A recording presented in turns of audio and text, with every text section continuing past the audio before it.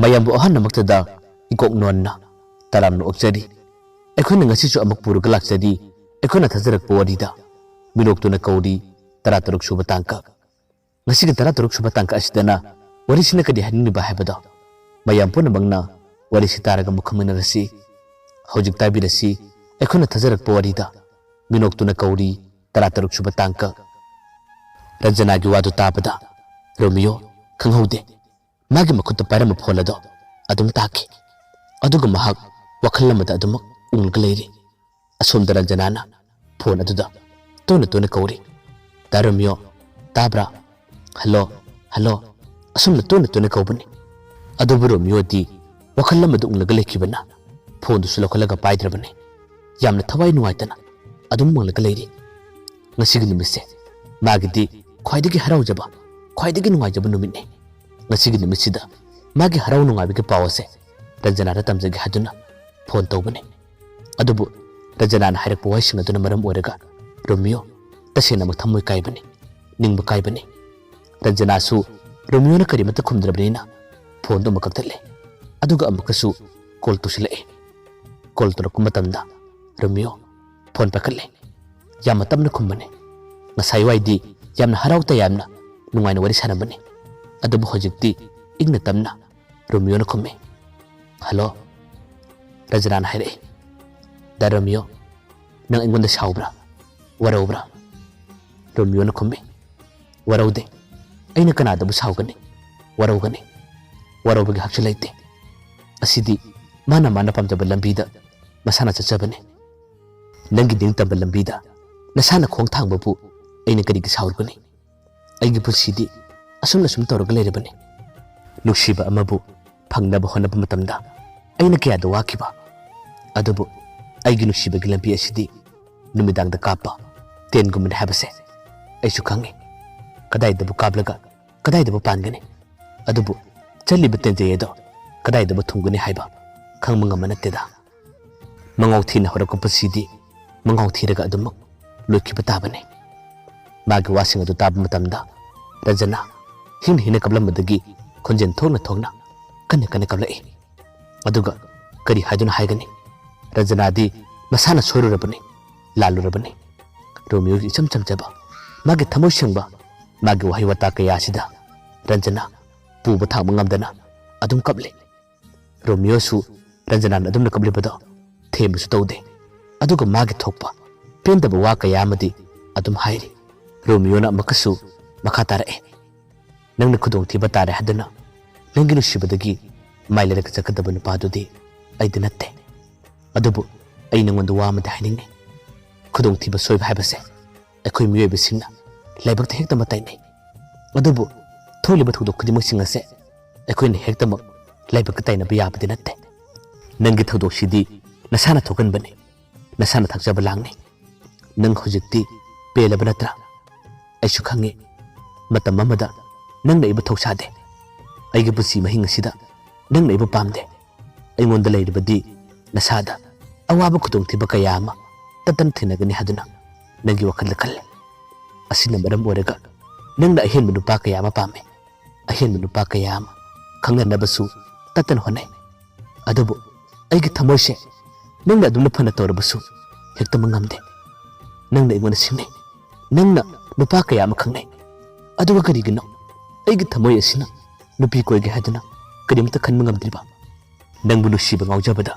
aina lupjaki asina maram oraga aina nangbu kaukthokpa ngamkhide nangi nusibadagisu lapthokpa ngamkhide nangtanabu aibu lapthokpa ngambane kaukthokpa ngambane adubu hojikti khudong thibasi tarba matamda nangsu khanglaba natra Ranjana karimta khumde Romeo na harakpa waising aduna mahak adum kable nangi siraba nangi waraba tanphamda surul tamangangba huran batana aigi saruk oiba mina masingna thanadraba Romeo lai habase nang kaugano ai thamage asumna haraga Romeo su hojikti kamna phola du thamki Ranjana di karimta haijaba ngamjada mamang tatka thokiba penderba thodok kaya adabu tatana nisinglega adum kable lausu lauri pendaba nungaitaba singaduna magi kada leriba posai singadusu langkhaire saikhaire Romeo da leirabadi wagani maga nuksinaragabu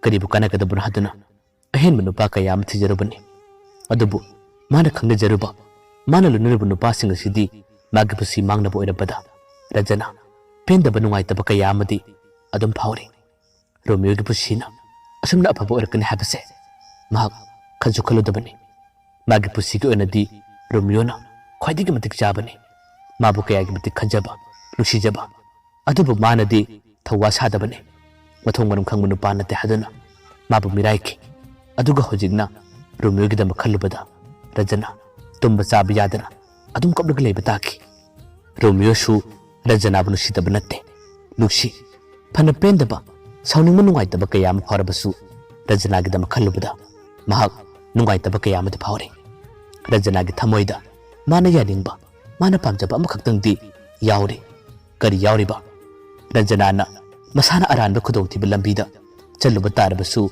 Romeo da mahagna thamosing haijarakpa takthorokpa sidani Romeo na mabu thagalliba yaningliba aduga amaksu Romeo na khalle ai mabu nuksi ai magal hongani adabu kari gumba ai na magal hongba tarabasu tarai na ai magadal hongloi ai su kari gumba kharti tawgani hajana Romeo gi wakhalda chabjuna khanki jinglembagidi asomda luhongbagi matam leblabane aduga amuk basantadi magi nuksinaba nupidi mapalamda laikibana makhoi anigidi nuksi patung haibase yamna lapna leidi makhoi anidi yamna gyan tana amana magi thamoibu masak khangna loine nuksine aduga amaksu asomda Romeo wakhal mon khalle ai training hana chagsira aduga aina training manunga sida ai Rajana bu chenmana chunglibra asumna wakhal kaya amadi amu khalle mamanaba aniga Romeo mathangi numit amada pulle punba matamda Romeo na hangi itaw ai kaino mahange ngasidi nakhoi anina engonda phajana haibiyo takpiyo ngasigi sidi phagi natte wathi waram natte aina haidibase phajana khumbiyo ko mamanaba anisu Romeo na adumna yamna thamo shona hajarak matawaduda mamanaba anina hangi itaw numbu kedorage nangse wakhan yamna nungaitaba male amukta hayuni numbu kari tawbu yorage Romeo na khumme itaw ai training changmana hana pharibra natraga nupi chenmana pharibra amukta haibiyo magi wadu tabada basantana nukpetawna khumme o singlembana nupi chenbadagi nangsu amu nupi thiningo phawrabra tawnuko training hana chango aduga hayeng training loiraba kanda nupi cholaba itaw asengmani akhona haribase aduna hena phagani singlembasu basantana haribaduga chamanana singlembana makumme itaw training hana tawbana phaganida nupi habadudi hayeng training loiraba kanda oina phajana chelo Romeo na kumme aisu khalle adubu ai garanjana gase khadakti karigumba crime khradi adum thokle karigumba aina training changki batarabadi Rajana se atop nupa amada mahakse soidanamak chingkidaba male adunane aina mabu hana chenmana phagadra hairibase basantana kumme here itaw nangdi hujikti matik chare kaino nangondagi hena phaba nupadi magi pushitadi amukhana thinaba haibado oidabane chening chensuno nambu ngaiba ngamdaba madi chingchiksuno Romeo na makumme adugi natte itaw magi aigi marakta hadak wari ama leire adunane aina nakhoida hana asumna hanglibase ai babu kawga habasu ngamde mana aranba thabak kaya ama torabasu aina mabu nuksibadi asum hele nakhoi anina aigi mateng khara pangpiyo aina training changding manung asida ai mabu chelage aduga luhomgi thabak asina akhoi ahalsinga makhoi ahalsinga hayeng tungkona adum khanara chanu itaw ngasi nongni nisika manungda ai mabu chengani singlembana haire itaw atuna dawgano yungsu nang khar khallo nana khallibado papki masakne adugi wakhaldo nang hojik khanbe yaba matam natte Romeo na khumme itaw aina nakhoida haidokpi yadaba wari kaya ama lai aina haidoktabane nakhoi aibu khamlagano aibu khambagi mahutta nakhoi anina aigi matengona pangbiyo ngasigi numidang asida aina mabu chelaga haduna aigi puni wakhanda chabduna khalabane Basantana makumlae. Fare itaw. Nangna adu yorbanina. Akoy ani nangi mateng palage. Ado nangi haidok piyadab warido. Kari warino. Akoy da kajigtang oirbasu siyar tawbadi kari kaige. Romeo ahana matamdadi haidokte takthokte. Adubu kona thangdadi mahak punna haidok lame takthok lame. Magi wari singadu tabada singleba amadi basanta munna munni jingle. Romeo na ikaiba magi nungaitaba matawadubu ubada basantana kumme. As itaw adugidabagtadi nungaitaba kachung khangano. Asidi matamgi janabini. Kanana siyengmano kanana siyengdabana haiba. Karimata khangmangamba natte. Nupasu nupisu chap manai. Nupasu nupi kaya makoy. Aduga nupisu nupa kaya makoy. Nakoy ekoy tabu thamo shenglibana haiduna amamamdagi hendabagi wani. Haujikangi misingkidi punna henaraba ngaktani. Adi ahumdagi tadana koiraga punna nungainaribane. Itaw dangira janana masagi asobi kumthangdo nangonda phajana haijaribado khwaidagi pharabane. Ekoysu khangi mana labila na chalubgidamak nangonda ikairiba pakatpa kaya maphawribado. Itaw aina haribasini magi mapunsibu nangna phajana kanbiyo. Migi lamchal haibase loinariba midugisu makha ponbane. Hayeng nangida leiriba kanduda nangna phajana semdokpiyo phajana takpi tambiyo. Mase gyan tagani nangnabu thamo seng leblaba ngasigi numit asida akoy punna chalaga mabu lorurasi. Asumna basantana Romeo da thawna kaya mabibadagi hodikti Romeo su wakhan yama nungairame. Numisigi numidangda hainakibagi matungina makoy ahum punna Ranjanabu lawbu zakki. Ranjanagi manak yore. Numidangi matamda ngaitang thoro haduna Ranjanaga Romeo ga wari sanaki. Romeo na thamo sengna Ranjana hajarame.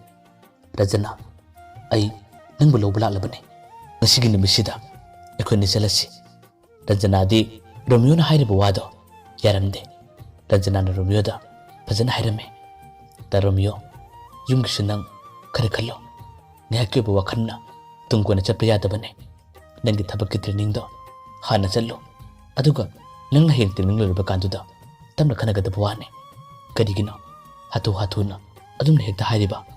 Romeo di Ranjana na adumna haira phawbada garang garang ngangli.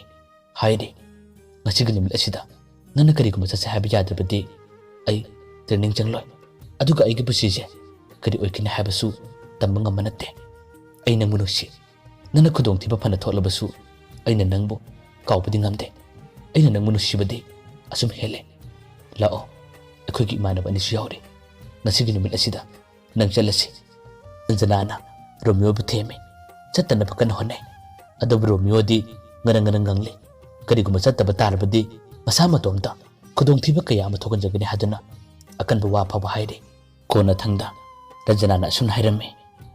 Phare nangna haibu khutimak ai yarage. Adubu nanga iga chen chongbadi nangi training loiraga nangna yumna thorokpa numittudu oina akoy ni jelasi. Waisi haira phawbada Romeo na yade. Yadabadagi hojik Ranjana kari upai tawni. Nuksiba mana ngarang ngarang ngangba chatrabadi sigani haduna akamna wa kayam haibadagi upai leita Ranjana Romeo gi tung ilaki. Numidang aduda makoy madi puna lagle. Aduga basanta amadi siglembana makoy anigi thaipamsu phajana sinbire. Makoy anibu atoppa mawanaba amagi yumda thayellame. Basantana Romeo da asum hairame. Itaw nakoy ni leramo aiga chinglembaga nakoy ki chanaba kari no khara lawruge. Asum na hairamlaga basanta amadi singlema thoki. Romeo amadi Ranjana ka aduda makoy ani tamalerame. Amana amabu wari sabasu kainarame. Romeo su wa amata haide. Aduga Ranjana su wa amata haide. Tuminna asum ikainaduna phamlaga leiri. Romeo su kari wakhalgino khangde wa amani da hairame. Adubu mana hairiba wasing adudi haige haduna haikibati natte. Soikibane magi asoiba wahayaduna karibu tholagaba. Romeo na asumna hairame. Ranjana kari khallibano. Ranjana di karimata khumde. Romeo su mana aduna khumlaktabadagi makhatana asumna hairame. Imanaba sikchu lalagane.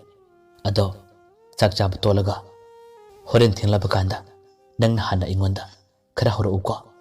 Nangdi atopa nupa ka so hana phajana expert oirbanina nana khara takpi batabane magi wadu tabada Rajana ikanu siyanabane nonta ki bamai thonga do hangalakte mamitagi irase laga hin hine kablake Romeo di tasingna haiga haduna haiki busunatte aduga karemna busunatte mana adumna kumlakpada Romeo tasenama wakan nungai tabane Rajana su kamna asumna harae nangna ibuse lebase asumna karemna naba asumma lagna nabara ai khange nangna ibu pamde nangna igi pusibu mangunna pame habase ai chu khange nasigi numil ase nangna ibu laman kumlibane adubu ai suwa amade haige nasigi numidang asida aikoi nisele adubu ai nangdi leminarai aibu hatga harbu sahala nangna aibu ngasigi ahinga sida karigum isa solakpa tarabadi aina sikiba habase soidrabane masibdi nang khango ai khange nangna ibu selibase aibu lagnanaba aigi pusibu amuke hena mangnaba nangna toribine haiba Rajana gi adumna thamoi suna hairabo waising aduna Romeo ta senamang ningbu kaibane wakan nungai tabane Romeo nadi fajana hajabane Rajana aina hairibo wado ai ta senamang soikibane ai nangbu lagnage nangbu karemnage haduna su aina kankibalaite nangi pusibu aina mangangele kata hanga haduna su kankibalaite ado nangna ibu waro rabanina aidi kari haigane pare nangna pamdaba thabakto ai taruroige nang nungaina pothajara asumna hairaga Romeo do thangnaba phamung aduda tumnaga leiki Rajana su karimata haide aduga pendaba nungai tabaka yadunadi adum kaple mayamba aroibada amukana khurumjari mathangi takakta Romeo amadi Rajana gi pusida kari kari thingnaba habado mayam punangai minarasi